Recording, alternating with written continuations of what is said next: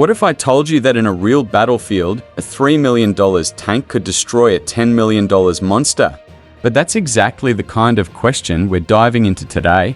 USA versus Russia tanks, not just a battle of firepower, but a clash of philosophy, engineering, and strategy. On one side, you have the legendary M1A2 Abrams, a heavy, high-tech beast loaded with advanced systems and insane protection. On the other side, the aggressive and lighter T90, built for speed, numbers, and raw battlefield efficiency. So the real question is simple: does expensive always mean better? Or can cheaper and smarter win the war? Let's start with the philosophy behind these machines. The United States builds tanks like it builds luxury SUVs: heavy, extremely advanced, and designed to dominate with superior technology. The Abrams is basically a moving fortress. It focuses on maximum crew protection, high-end targeting systems, and unmatched battlefield awareness. Meanwhile, Russia takes a completely different approach. Their tanks are designed to be smaller, faster, cheaper, and easier to produce in large numbers. The T90 is not about luxury.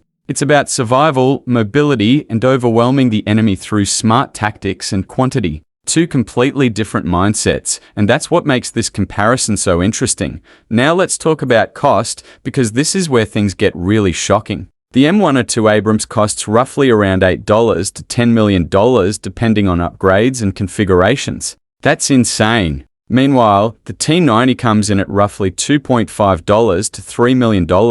That means for the price of one Abrams, you could have 3, sometimes even 4 Russian tanks on the field. And in war, numbers matter a lot, but cost alone doesn't decide the winner, so let's dig deeper into what you actually get for that money. When it comes to firepower, both tanks are extremely dangerous. The Abrams uses a 120mm smoothbore cannon, capable of firing some of the most advanced armor-piercing rounds in the world. Its targeting system is incredibly precise, allowing it to hit targets accurately even while moving at high speed. The T90 also uses a 125mm smoothbore cannon, slightly larger in caliber, and it has the ability to fire anti-tank guided missiles directly from the barrel. That's a huge advantage in long-range engagements. So on paper, both tanks are deadly, but the Abrams has an edge in accuracy and targeting technology, while the T90 has versatility and range options.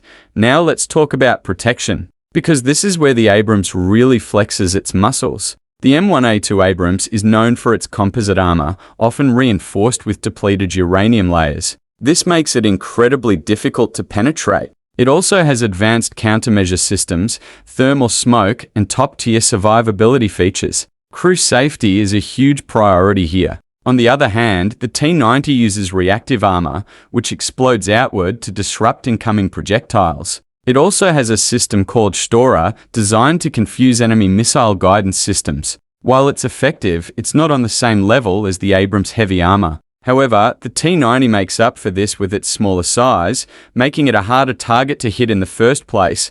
Mobility is where things start to balance out again. The Abrams is powered by a gas turbine engine, producing around 1,500 horsepower. It's incredibly powerful and surprisingly fast for its size, but there's a catch: it consumes a massive amount of fuel. This tank is thirsty. In a real-war scenario, that becomes a serious logistical challenge. You need constant fuel supply, and that slows things down. The T90, on the other hand, uses a diesel engine. It's more fuel efficient, easier to maintain, and better suited for long operations without heavy support. It may not sound as impressive, but in real-world conditions, efficiency can be the difference between winning and losing. Now let's talk about technology, because this is where the Abrams just goes crazy. Advanced thermal imaging, digital battlefield networking, real-time data sharing. The Abrams is basically part of a larger war ecosystem.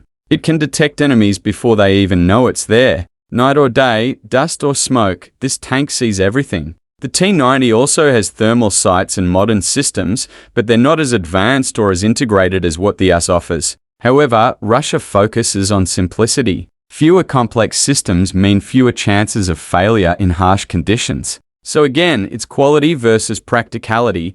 Crew comfort might sound like a small thing, but it actually matters a lot in long battles. The Abrams is designed with crew survival and comfort in mind. Better space, better safety systems, and overall better working conditions. The T90 is much tighter inside. Russian design philosophy accepts discomfort as a trade-off for a smaller profile and lighter weight. It's not luxurious at all, but it gets the job done. Now imagine an actual battlefield scenario. Open desert, long-range combat. This is where the Abrams dominates. Its superior optics, targeting systems, and armor give it a massive advantage. It can detect and destroy enemy tanks from a distance before they even get close. But now change the environment. Tight urban areas, rough terrain, unpredictable conditions. Suddenly, the T-90 becomes much more dangerous. Its smaller size, better mobility, and lower cost make it ideal for aggressive tactics and ambush-style combat, and here's the real twist.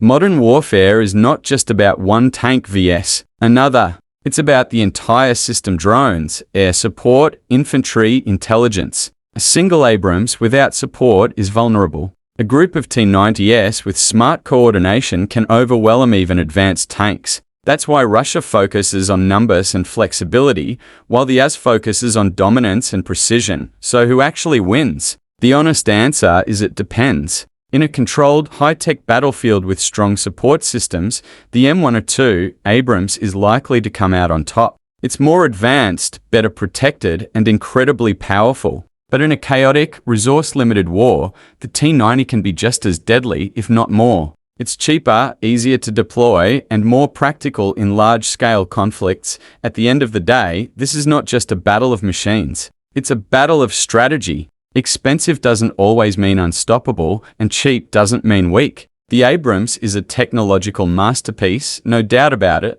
But the T-90 proves that smart design and efficiency can challenge even the most powerful machines in the world, and that's what makes this comparison so crazy. A $10 million beast vs. a $3 million killer. One relies on power and technology, the other on speed and strategy. So now I'll leave it to you. If you had to choose, which one would you bet on in a real war?